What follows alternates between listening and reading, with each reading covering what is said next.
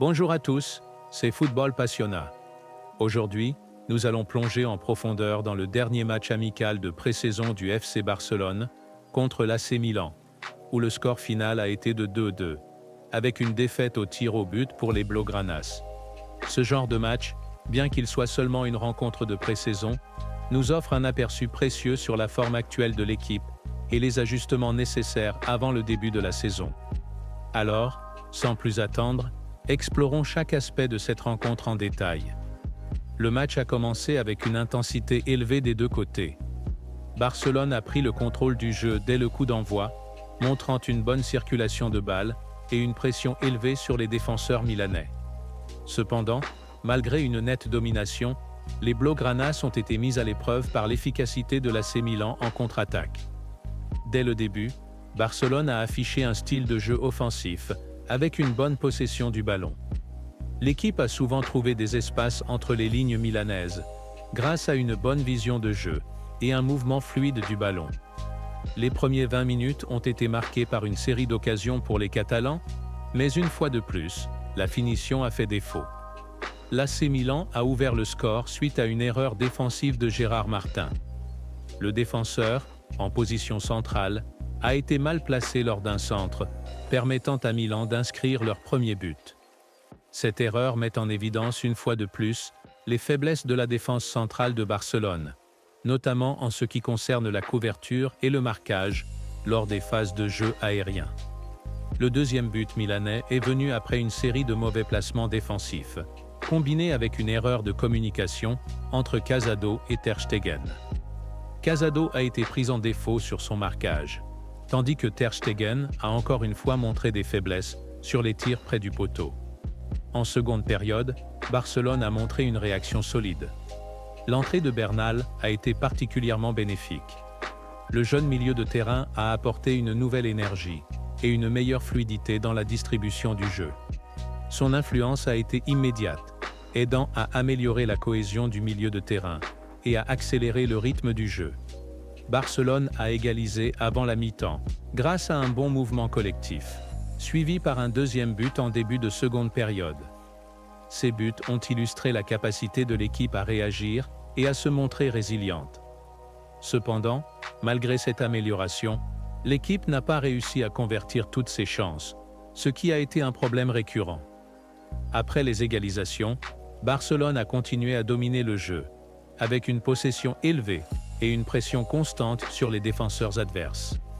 L'AC Milan a eu peu d'occasions en seconde période, ce qui montre la solidité de la défense barcelonaise après les ajustements effectués par l'entraîneur.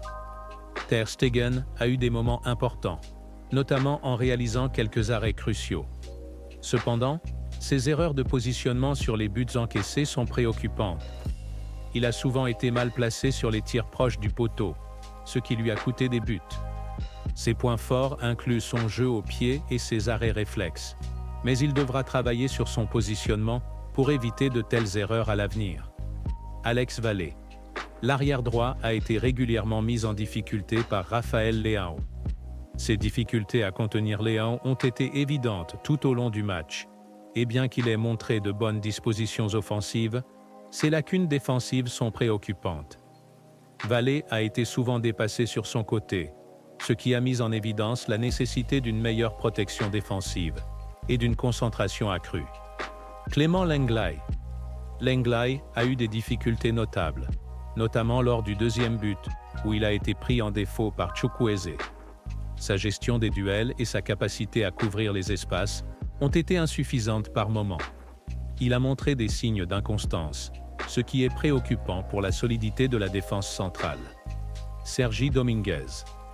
Dominguez a montré une performance plus stable par rapport à Lenglet. Il a eu une présence rassurante en défense et a réussi à faire des interventions décisives.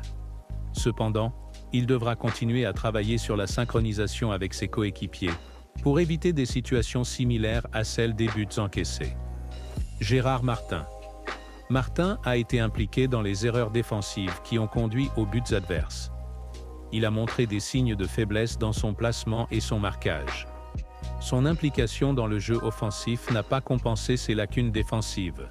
ce qui montre la nécessité d'une meilleure stabilité de la part des défenseurs centraux. Christensen a montré une performance mitigée. Son jeu de liaison avec Casado a été souvent maladroit, avec des passes imprécises et un manque de fluidité dans le jeu. Il a eu des difficultés à contrôler le rythme du jeu et a souvent perdu le ballon dans des zones critiques. Sa performance nécessite des améliorations en termes de précision et de vision du jeu. Casado. Malgré quelques erreurs, Casado a été l'un des meilleurs joueurs de l'équipe. Il a joué l'intégralité du match et a montré une bonne endurance et un bon travail défensif global. Cependant, son manque de concentration sur le premier but montre qu'il doit améliorer sa vigilance pendant les phases de jeu importantes.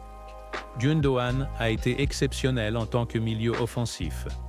Sa capacité à lire le jeu, à distribuer le ballon et à créer des opportunités a été remarquable. Ses passes étaient précises, et il a su trouver les espaces ouverts pour ses coéquipiers. Son rôle en tant que numéro 10 semble bien adapté, et il pourrait être un atout majeur cette saison. Bernal a eu une performance impressionnante pour un joueur de son âge. À seulement 17 ans, il a joué comme s'il était le cœur du milieu de terrain. Sa vision du jeu, sa distribution et sa capacité à dicter le rythme étaient très prometteuses. Il est évident qu'il a un grand potentiel, mais il devra continuer à se développer pour devenir un joueur clé pour l'équipe. Rafinha a eu une performance contrastée. Il a créé plusieurs occasions, mais a également raté de nombreuses chances, ce qui est devenu une tendance inquiétante. Son jeu créatif et ses courses sont positives, mais son incapacité à finir les occasions est préoccupante. Il devra travailler sur son efficacité devant le but, pour être plus décisif. Lewandowski a montré pourquoi il est considéré comme l'un des meilleurs attaquants du monde. Il a marqué un but et a également contribué avec une passe décisive. Sa capacité à se positionner correctement et à finir les occasions est toujours de haut niveau. Sa présence en attaque est rassurante et il continue d'être un pilier offensif. Pau Victor. Victor a eu une performance solide, avec un but annulé pour hors-jeu et une passe décisive. Son mouvement et ses courses ont été positifs, et il a montré qu'il pouvait être un atout précieux dans l'attaque de Barcelone. Son implication dans le jeu est prometteuse, et il semble avoir le potentiel pour jouer un rôle important cette saison. Koundé est entré à la mi-temps, et a apporté une stabilité bienvenue en défense. Sa présence a aidé à contenir les attaques de Milan, et a montré son importance dans la défense centrale. Koundé a fait preuve de calme et d'efficacité, ce qui est rassurant pour la solidité défensive de l'équipe. Faye a eu une apparition courte mais notable. Bien qu'il ait raté le penalty décisif, il a montré de bonnes dispositions lors du match. Sa performance en défense a été correcte, et il est clair qu'il a un potentiel intéressant. Victor Roque. Roque a eu un court passage, mais il a montré de l'engagement et de la détermination. Il a marqué son penalty lors de la séance de tir au but, ce qui est un bon signe pour son intégration dans l'équipe. Son dynamisme et son pressing sont des qualités positives. Parlons des points positifs. La capacité de Barcelone à revenir au score et à dominer le jeu après les erreurs en première période est un point positif. L'équipe a montré qu'elle pouvait réagir et se réorganiser efficacement. Les performances de Gundogan et Bernal ont été des points positifs notables. Gundogan a été un moteur en attaque, tandis que Bernal a montré une grande maturité pour son âge. Barcelone a dominé en seconde période, montrant une meilleure organisation et un meilleur contrôle du jeu. Parlons maintenant des axes d'amélioration. Les erreurs défensives ont été coûteuses. La coordination entre les défenseurs et le gardien doit être améliorée pour éviter de telles erreurs à l'avenir. L'incapacité à convertir les occasions est un problème récurrent. Les attaquants devront travailler sur leur précision et leur efficacité devant le but. La communication entre les joueurs, notamment en défense, doit être renforcée pour éviter des erreurs de placement et des opportunités pour l'adversaire.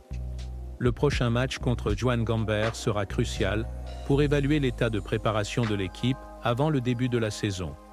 Ce sera l'occasion de voir comment l'équipe s'adapte aux ajustements nécessaires et comment elle aborde les défis à venir. Le staff technique devra tirer des leçons de ce match et ajuster les stratégies pour corriger les points faibles identifiés. Les jeunes joueurs, en particulier Bernal et Faye, continueront à être surveillés pour évaluer leur potentiel et leur adaptation au niveau senior. Merci d'avoir suivi cette analyse détaillée du match amical entre le FC Barcelone et l'AC Milan. J'espère que cette analyse vous a fourni un aperçu approfondi des performances de l'équipe et des aspects à améliorer. N'hésitez pas à partager vos pensées sur le match dans les commentaires ci-dessous, ainsi que vos attentes pour les prochains matchs. N'oubliez pas de vous abonner pour plus de contenu sur le FC Barcelone et de suivre les dernières actualités. À très bientôt et force à Barça!